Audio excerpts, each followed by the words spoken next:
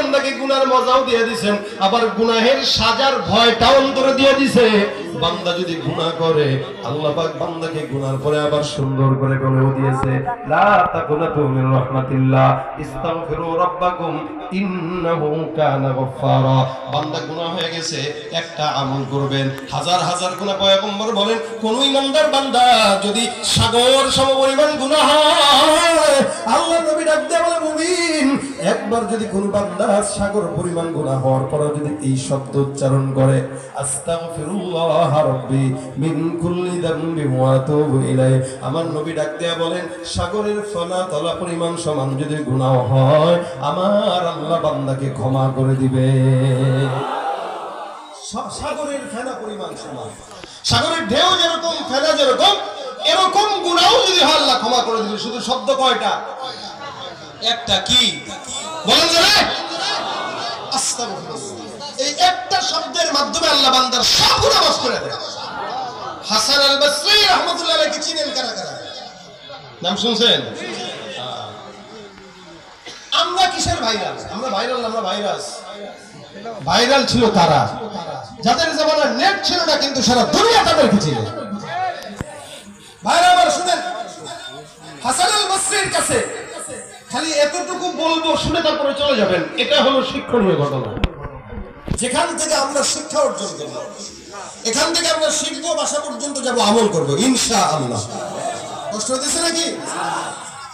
হাসান বসরির কাছে একটা লোক আসছেন, উনি একটা মজমার মধ্যে বসা, লোক একটা এসে ডাক দেয়া বলেন, হুজুর আমি বিপদের মধ্যে পড়ছি, মুসিবতে পড়ছি, অনেক ঝামেলা আছে, এমন কোন আমল শিখা দেন যে আমলের কারণে আল্লাহ পাক আমার বিপদ দূর করে দিবে। কি ঝামেলা? কথা কয় না। কি ঝামেলা নিয়ে আসছে? বিপদের ঝামেলা নিয়ে আসছে। বিপদের ঝামেলা নিয়ে আসছে, হুজুর আমি বিপদগ্রস্ত, আমাকে একটা আমল শিখায় দেন। হাসান আল বসরি ডাক দিয়ে বলেন, যাও ইস্তিগফারের আমল করো। কি?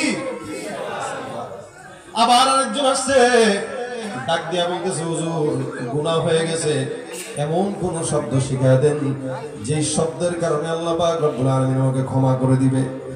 হাসান বসরি ডাক দিয়া বলে, যাও যাও বাসায় যা বেশি বেশি ইস্তিগফার আদায় করো। প্রথমত বিপদ মুক্ত হওয়ার জন্য আমল শিখতে চাইলেন, বললেন কি? ইস্তিগফার করো। দ্বিতীয়ত বললেন, আমার গুনাহ হয়ে গেছে, এমন কোন আমল শিখায় দেন। উনি একই কথা বললেন, যাও ইস্তিগফার করো। তৃতীয় আরেকজন আসছে, এসে ডাক দিয়ে কয়, ভাই বলে কি? হুজুর আমার সন্তান হয় না, আমার এমন একটা আমল শিখায় দেন যে আমলের কারণে সন্তান হবে। হাসান বসরি ডাক দিয়ে বলে, যাও ইস্তিগফার করো, ইস্তিগফার, সন্তান হবে। আরেকজন এসে ডাক দিয়ে কয়, হুজুর আমার তো বাগানের মধ্যে দুর্ভিক্ষ লাগছে, বৃষ্টি নাই, যার কারণে বাগানের মধ্যে সম্পদ হয় না, ফসল হয় না, আমল শিখায় দেন। হাসান বসরি তারাও কয়, যাও ইস্তিগফার করো। চার পাঁচজন যারাই আসলো সবাই আমল দিল কয়টা? কি? ইস্তিগফার। মানে রোগী অনেক প্রকার, ওষুধ পাশে যিনি বসা, ইনি ডাক দিয়ে, বুঝলাম না কাহিনী, হুজুর আপনি যারাই আসতেছে একটাই আমল দিতেছেন, কারণ দেখেন আপনি কি অন্য কোনো আমল পারেন না? হাসান বসরি ডাক দিয়া বলে, এই আমলটা আমার তরফ থেকে নয়, এটা আমার মাওলার তরফ থেকে। সুবহানাল্লাহ। এই আমল দিবেন কে? ফাকুলতু আস্তাগফিরু রাব্বাকুম ইন্নাহু কানা গফফারা ইউরসিলিস সামাআ আলাইকুম মিদরারা ওয়া ইউমদিদকুম বিআমওয়ালিন ওয়া বানিনা ওয়া ইয়াজআল লাকুম জান্নাতিন ওয়া ইয়াজআল লাকুম আনহারা। আল্লাহু আকবার।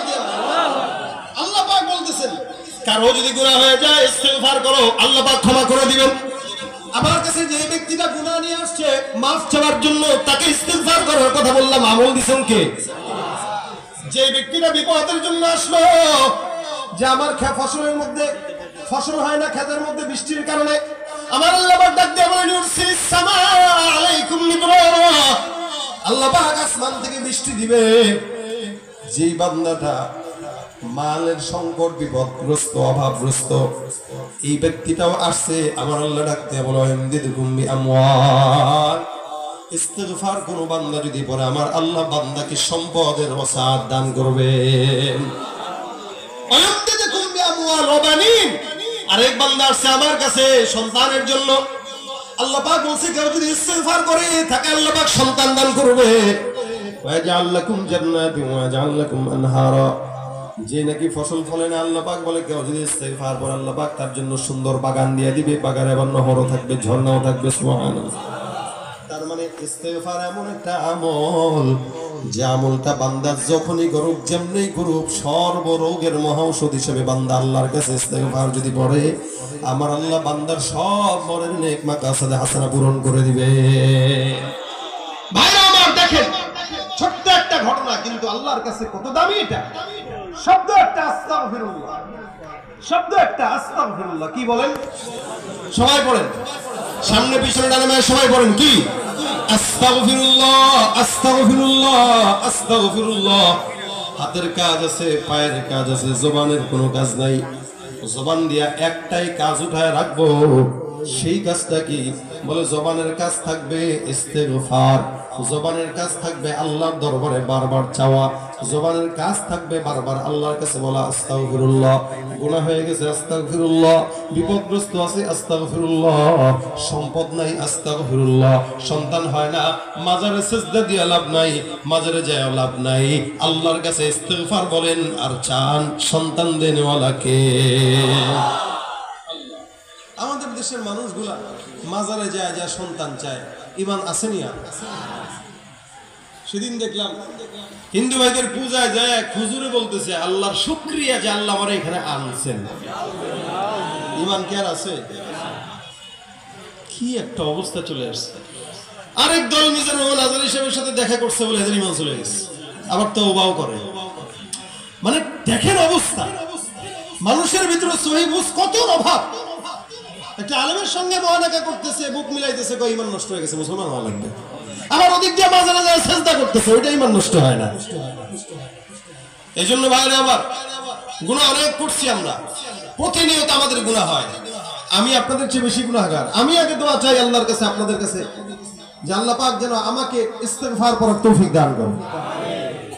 গুনাহ মুক্ত হায়াত, এটা আল্লাহর কাছে ওলির খাতায় নাম লেখানোর মতো গুরুত্বপূর্ণ কাজ হয়ে যায়। মনে রাখবেন, তাহাজ্জুদ পড়লেই ওলি বুজুর্গ বলে না, তাহাজ্জুদ পড়ে আবার আকামও করে, তাহাজ্জুদ পড়ে জিকির আজকার করে আবার সুদও খায়, আছে না? তাহাজ্জুদের নাম বুজুর্গি না। আমাদের দেশে অনেক মানুষকে দেখছি যারা তাহাজ্জুদে পড়ছে, সকালবেলা ঘুম থেকে ওইটা মোবাইল দেখে নাই, জানামাজ খুঁজছে, সকালবেলা ঘুম থেকে ওইটা কোরআন খুঁজছে। এরকম প্রধানমন্ত্রী আমাদের ভাগ্যে ছিল, আলহামদুলিল্লাহ। আপনারা বুঝেন নাই? না বুঝেন নাই, বুঝলে তো আপনারা কিছু বলতেন না, বুঝেন নাই যে কি বলতেছি আমি।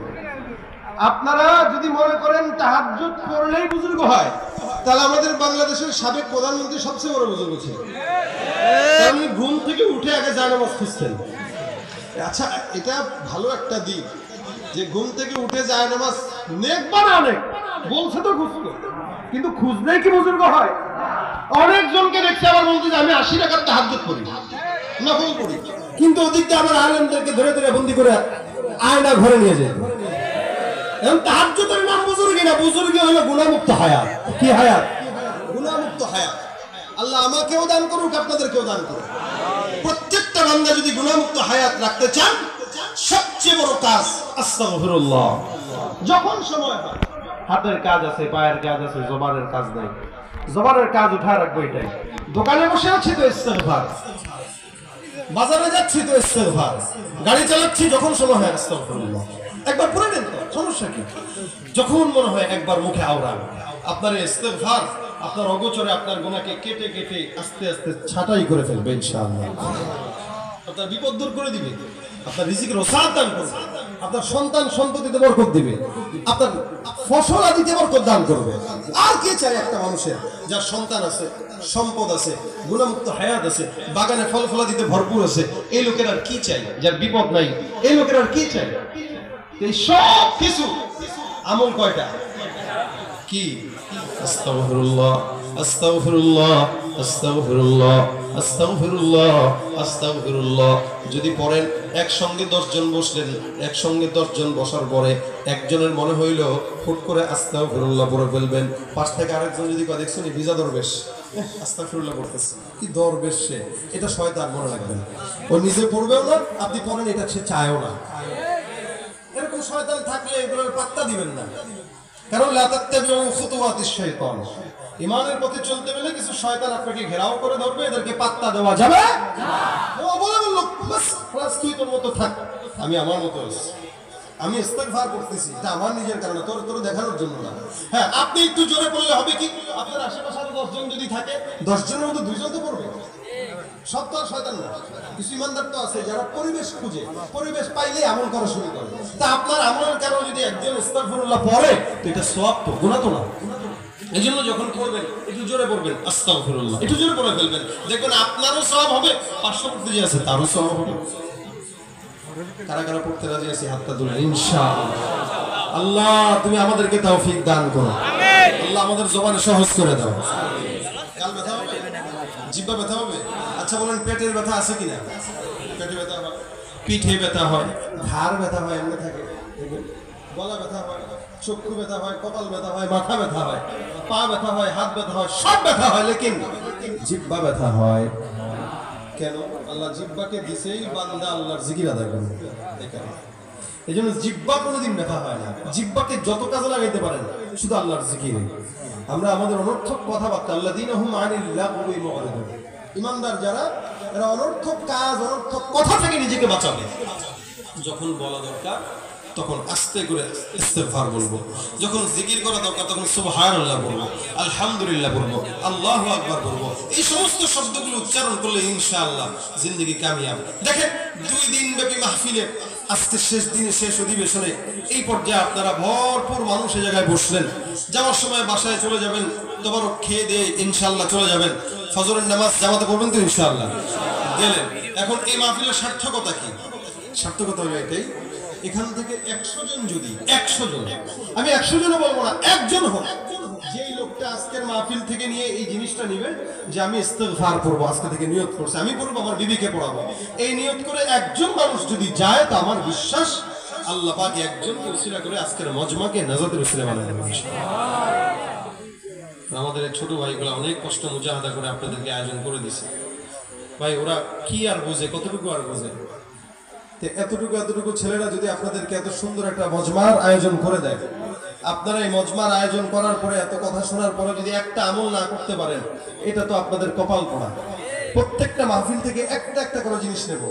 মাহফিলে যায় দলাদলি শিখবো না, গালিগালাজ শিখবো না, আমল শিখবো ইনশাআল্লাহ। হ্যাঁ, অনেক বক্তা আমাদের দেশে আছে যারা উল্টাপাল্টা কথা বলে, আমরা তাদের উল্টাপাল্টা কথা নেব না। যদি কোনো ভালো কথা বলে থাকে ওইটা গ্রহণ করবো, তার খারাপটা নেব না, ভালোটা গ্রহণ করবো, ঠিক না? এখন প্রত্যেকটা মাহফিল থেকে একটা একটা করে ভালো জিনিস যদি নেই, তো আমার বিশ্বাস আমাদের জিন্দেগি পরিবর্তন হয়ে যাবে। আল্লাহ পাক যেন আমাদেরকে তৌফিক দান করে, বলেন আমিন। এই জন্য প্রত্যেকে আল্লাহ পাক রব্বুল আলামিনের কাছে দোয়া করবেন। আজকের মজমায় মাহফিলে এই মরহুম আলকাস উদ্দিন হাওলাদার বাড়ির এই যারা আয়োজন করেছে, আমাদের সব